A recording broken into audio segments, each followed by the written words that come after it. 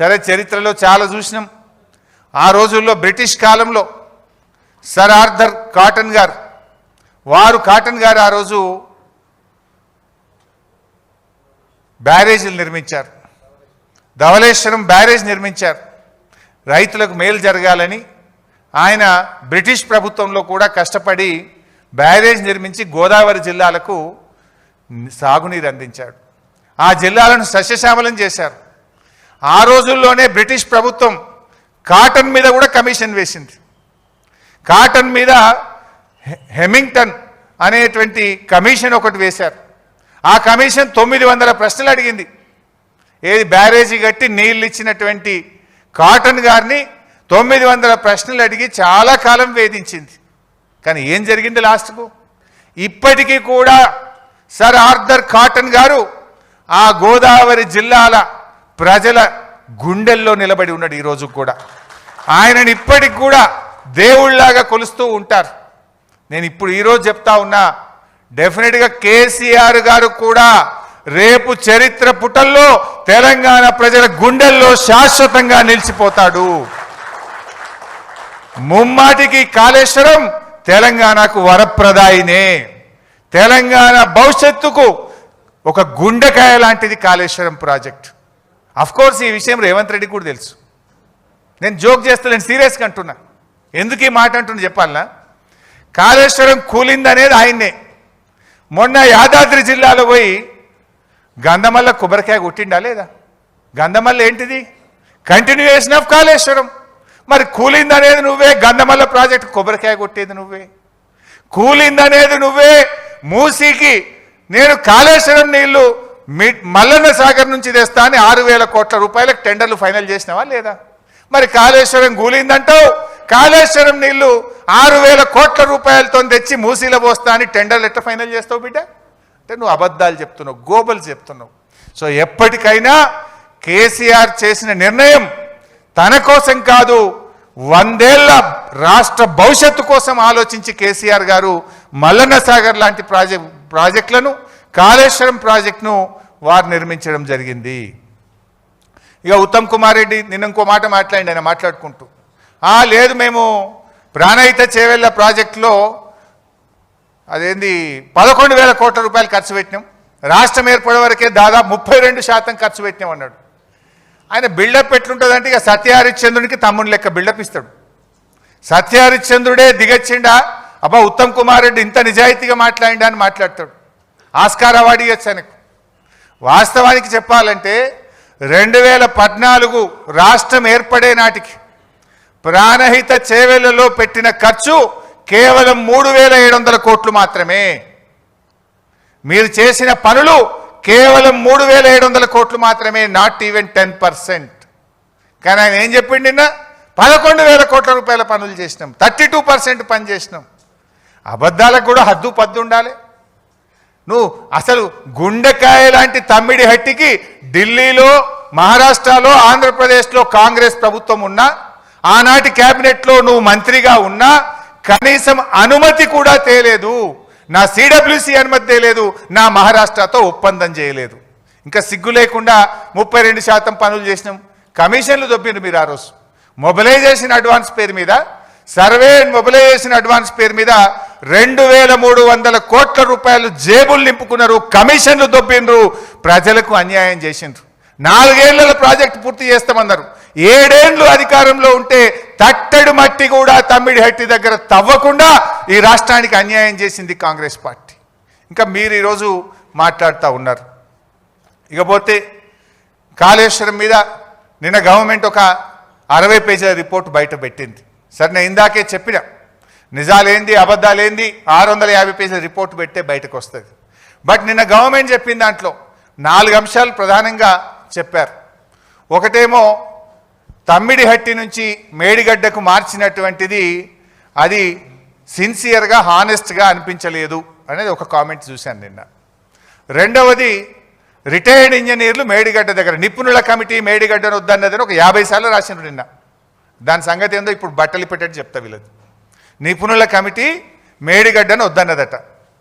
ఇక మూడో విషయం ఏం చెప్పే ప్రయత్నం చేసిందంటే క్యాబినెట్ ఆమోదం లేదు అని చెప్పే ప్రయత్నం చేసిండ్రు.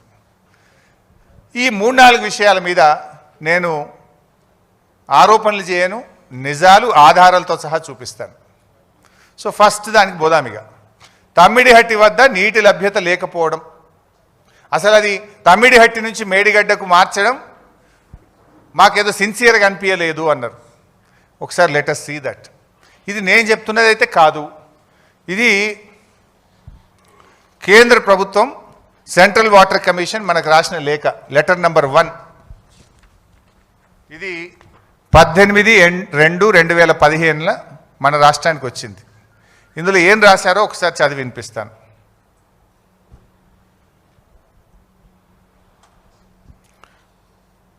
There is a spillage of water during monsoon period, especially during the high water stages. It has been estimated that approximately 70.2 TMC of water is spilling, corresponding to 75% dependable year based on proposed pumping provision for the submitted proposal. In case there arises a need to release of ecological flows as one of the condition in general being imposed nowadays by MOEF, wherein 30% monsoon flows, 25% non-monsoon flows and 20% in lean season corresponding to 75% dependable year is being advocated to be released.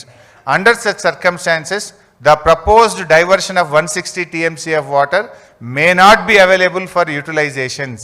The strategy to meet out planned utilizations under such circumstances may be clearly brought out. చాలా స్పష్టంగా మీరు ecological flows release చేయాలనేది కేంద్ర పర్యావరణ శాఖ నిబంధన ఉంది. దాని ప్రకారంగా విడుదల చేస్తే మీకు 160 TMCల నీళ్లు ఉండవు అని 18 ఫిబ్రవరి 2015 ఒక లేఖ వచ్చింది. తర్వాత ఇంకొక లేఖ వచ్చింది 4th మార్చ్ 2015. ఇవి మనవి కావు, కేంద్ర ప్రభుత్వం సెంట్రల్ వాటర్ కమిషన్ రాసిన లేఖ. ఇది letter front page and I will read out the comments. చాలా డీటెయిల్గా చెప్పినారు కానీ నేను సింపుల్గా చెప్పే ప్రయత్నం చేస్తా, time. As evident from detailed water availability studies carried out by the project authorities and this office in last few years, the net water availability at the barrage location is about 165 TMC at 75% dependability, which includes perceived surpluses from the share of upper riparian states of 63 TMC. ఇప్పుడు ఏదైతే 165 TMCల నీళ్లు ఉన్నాయని మనం అనుకుంటున్నామో, పైపెరగ బాబు 165 TMCల నీళ్లు ఉన్నాయంటున్నామో, అందులో ఎగువ రాష్ట్రాలకు కేటాయించబడిన 63 కూడా కలిపి ఉన్నాయి. ఎగువ రాష్ట్రాలకు కేటాయించబడిన 63 అందులో ఉన్నాయి. ఒకవేళ 63 వాళ్ళు తీసుకుంటే మీకు మిగిలేది 102 TMCలు మాత్రమే అని చెప్పింది స్పష్టం. అది చెప్పడమే కాక ఇంకో మాట అన్నారు అందులో. It is seen from the master plans of upper riparian states that the planned utilizations are more than 75% availability as indicated below అని చాలా స్పష్టంగా చెప్పిండ్రు. అంటే ఎప్పుడైనా నది నీళ్లను 100 TMCలు ఉంటే 75% డిపెండబిలిటీ, 75% ప్రామాణికంగా తీసుకుంటారు. ఆ 75% తీసుకున్నప్పుడే 63 పై వాళ్ళవి ఉన్నాయి. కానీ పైన రాష్ట్రాలు 75% కంటే ఎక్కువ వాడుతున్నారు.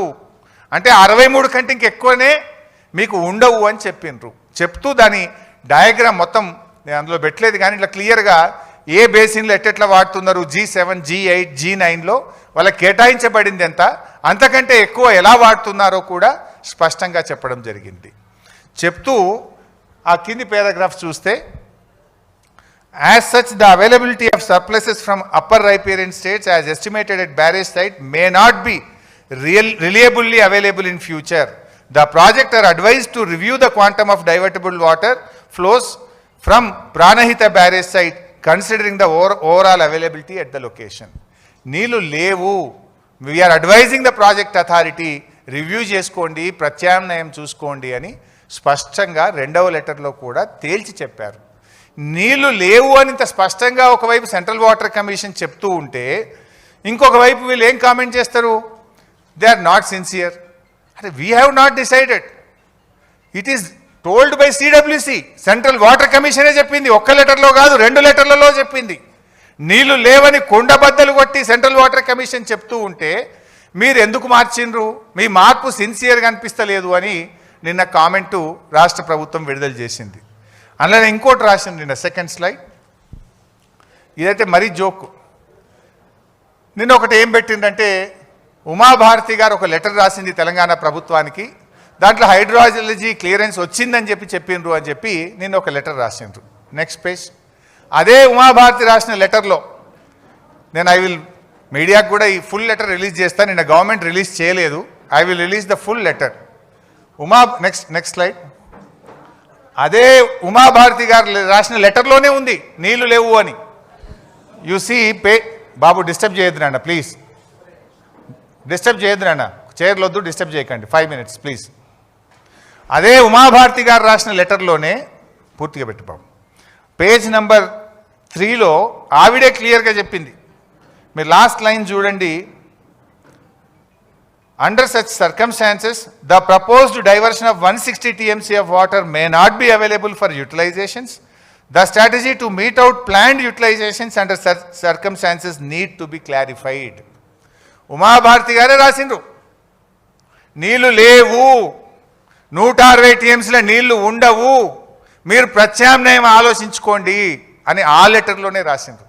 కానీ నిన్న కమిషన్ రిపోర్ట్ పేరిట నిన్న రాష్ట్ర ప్రభుత్వం చేసిన డ్రామా ఏంది? అప్పటికే హైడ్రాలజీ క్లియరెన్స్ వచ్చిందని ఉమాభారతి రాసిండ్రు అన్నారు. ఇది ఉమాభారతి గారి లెటరు. ఆ లెటర్లోనే చాలా స్పష్టంగా 160 TMCల నీళ్లు లేవు అని తేల్చి చెప్పిండ్రు. ఇది ఉమాభారతి గారి లెటరు. దీని తర్వాత ఉమాభారతి కింద ఉండే సెంట్రల్ వాటర్ కమిషన్ ఫిబ్రవరి నెలలో ఒకటి, మార్చి నెలలో ఒకటి కూడా నీళ్లు లేవు, ఉండవు, ప్రత్యామ్నాయం చూసుకోండి అని చెప్పింది. 3 ఆధారాలు ఉన్నాయి. ఇక ఇంత స్పష్టంగా ఉంటే వీళ్ళు దాన్ని తప్పుదో పట్టించే ప్రయత్నం చేస్తున్నారు. Next slide.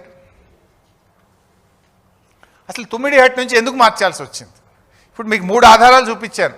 CWC 2 లెటర్లు, ఉమాభారతి లెటర్ నీళ్లు లేవు. దెన్ మహారాష్ట్ర గవర్నమెంట్ 152 మీటర్ల ఎత్తులో బ్యారేజ్ నిర్మించడానికి ఒప్పుకునేది లేనే లేదు అని చెప్పింది. దానికి 7 ఏళ్ళు అప్పటి కాంగ్రెస్ ప్రభుత్వం అప్పుడు అదే చెప్పిండ్రు. నేను 1 సంవత్సరం పాటు కేసీఆర్ గారు, మా ఇంజనీర్లు, మా అధికారులు, నేను కూడా స్వయంగా వెళ్ళి మహారాష్ట్రను ఒప్పించే ప్రయత్నం చేస్తే ఒప్పుకునే ప్రశ్నే లేదని తేల్చి చెప్పిండ్రు. 2వ పాయింట్, అక్కడ చాప్రాల్ వైల్డ్ లైఫ్ ఉంది. అసలు చాప్రాల్ వైల్డ్ లైఫ్ ఉన్నటువంటి చోట ఎవడన్నా బ్యారేజ్ కడతాడా? సుప్రీంకోర్టు నుంచి అనుమతి రావాలంటే 10 ఏళ్ళు పట్టినా రాదది. అంటే నీళ్ళు ఇచ్చే ఉద్దేశం కాదు, నీళ్లు లేని చోట ఇరికిచ్చిండ్రు, అంతర్రాష్ట్ర ఒప్పందాల్లో కిరికిర్లో ఇరికిచ్చిండ్రు, చాప్రాల్ వైల్డ్ లైఫ్లో కిరికిచ్చిండ్రు. అంటే మీరు అసలు తమ్మిడిహట్టి దగ్గర పెట్టుడే పెద్ద తప్పు చేసింది కాంగ్రెస్. అసలు ఇవాళ ఏదన్నా చర్యలు తీసుకోవాలంటే కాంగ్రెస్ పార్టీ మీద చర్యలు తీసుకోవాలి. ఏ బేసిస్ మీద మీరు తమ్మిడిహట్టి దగ్గర పెట్టినరు? ఎందుకు 7 ఏళ్లలో అనుమతులు తేలేదు? ఇవాళ మీరు సమాధానం చెప్పాలి. ఇంకా ఉల్టా ఇప్పుడు మమ్మల్ని అంటున్నారు. మీరు చేసిన తప్పును, మీరు చేసిన వృధా ఖర్చును నిరుపయోగం కాకుండా ఉపయోగించడం కోసమే తమ్మిడిహట్టి దగ్గర నుంచి మేడిగడ్డకు మార్చడం జరిగింది. మీరే అదే విషయం రాసిండు అక్కడ. ఆనాడు మహారాష్ట్ర ముఖ్యమంత్రి గారు మన సీఎం గారికి రాసిండ్రు. ఆనాడు 2013లో రాశారు.